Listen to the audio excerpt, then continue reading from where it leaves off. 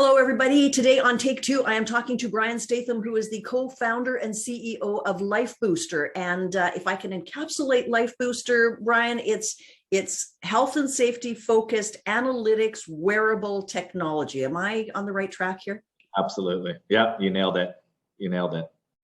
So tell me where the idea for LifeBooster came from, again, in a nutshell. Absolutely. Well, to be honest, it was a bit of an evolution. We started off as a corporate wellness company looking at these new technologies that weren't even called wearable technologies at that time to help increase wellness and productivity within more of an office setting and more as a corporate wellness program.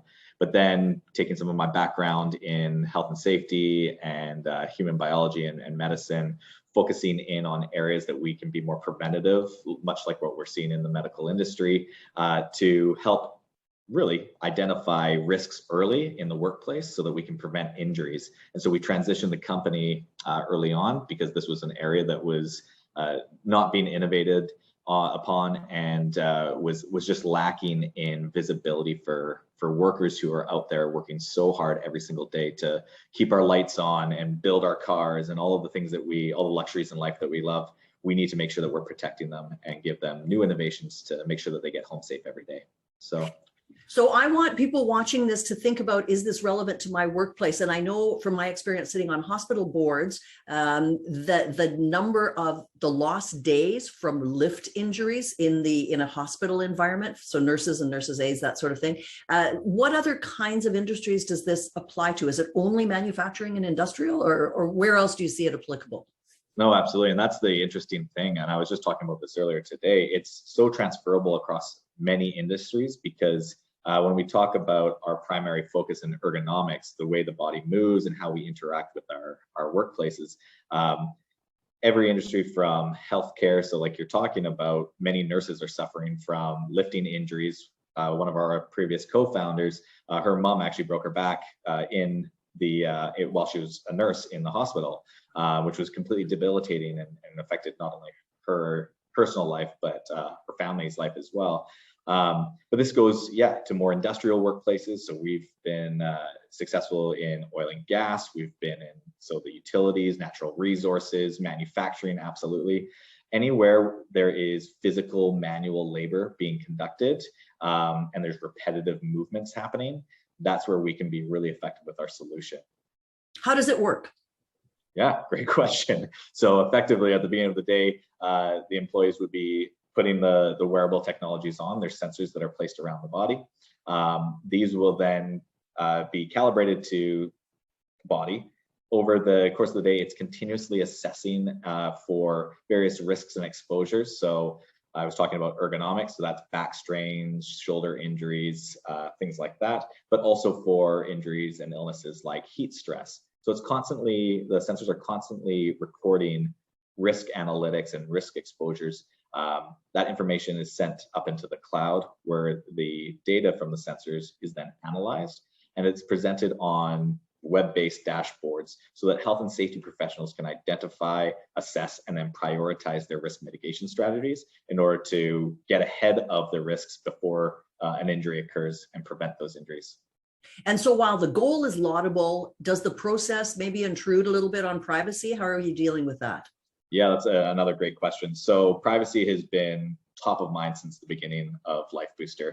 So we've worked with unions, we've worked with privacy consultants, we've worked with industry experts to ensure that we are maintaining the privacy of the workers to our best ability. So taking more of an aggregated data approach so that we're not pinpointing specifically a worker who is at risk, more looking at the job tasks, the overall organization, and helping the health and safety professionals focus in on processes and systems that will not just alleviate risk for a small subset of workers, but across their organization. So we do strip away all personally identifiable information and make sure that we are following and complying to the various regulations around the world, like GDPR in the EU and the California privacy laws as well. And then Canada is about to implement some new privacy laws as well that we'll be compliant to. So if you're anonymizing the worker, how does the employer do an intervention for a worker who may be at risk of an Yeah, injury? absolutely.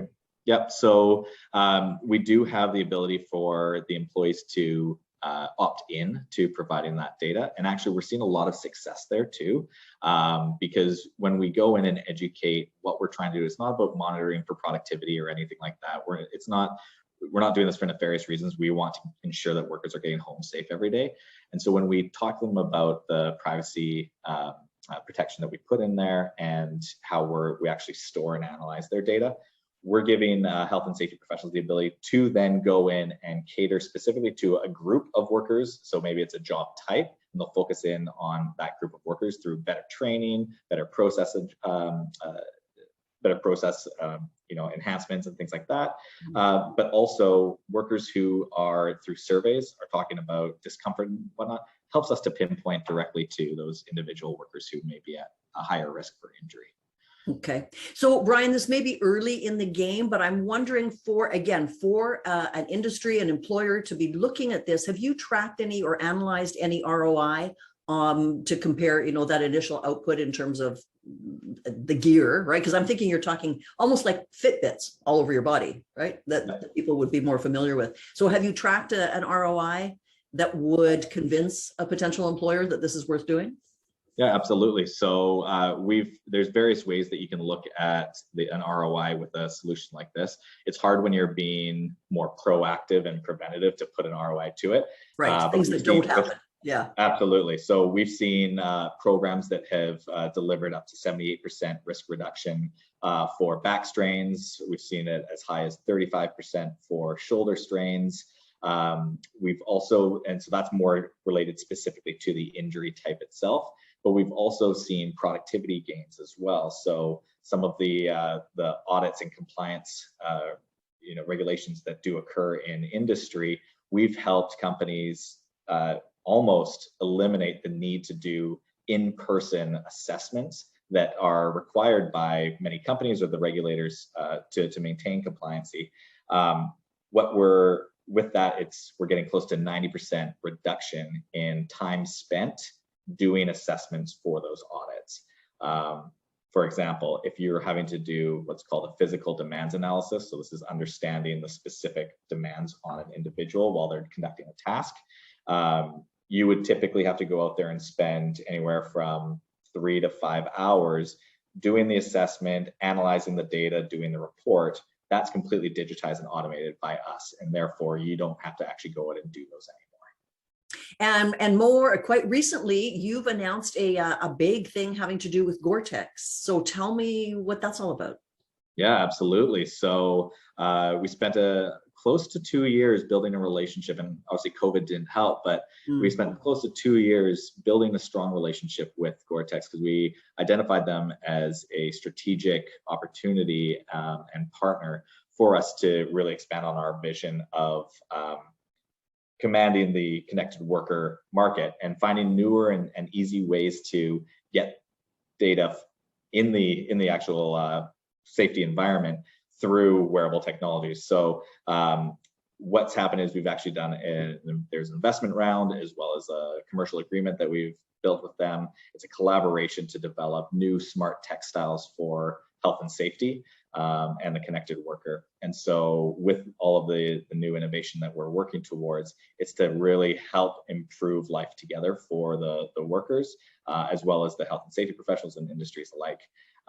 There's a larger opportunity out there as well. We know that the data that we're collecting can be used in sports optimization. It can be used in many other applications. And this is an opportunity that between Gore-Tex, WL Gore and Associates and LifeBooster, we're able to start to move down that path with them. Awesome. Well, Bryan, congratulations on the progress so far. I know you have been out working hard at this for a number of years. And I guess we tend to forget, to those of us that through COVID, we're all working from home. We've got this nice, cushy environment. There's still people that have to go and lift things and move things and run the risk of injury. So anything we can do to minimize that, I think, is a great thing. And I wish you all the very best of luck with it. Fantastic. Thank you, Joanna.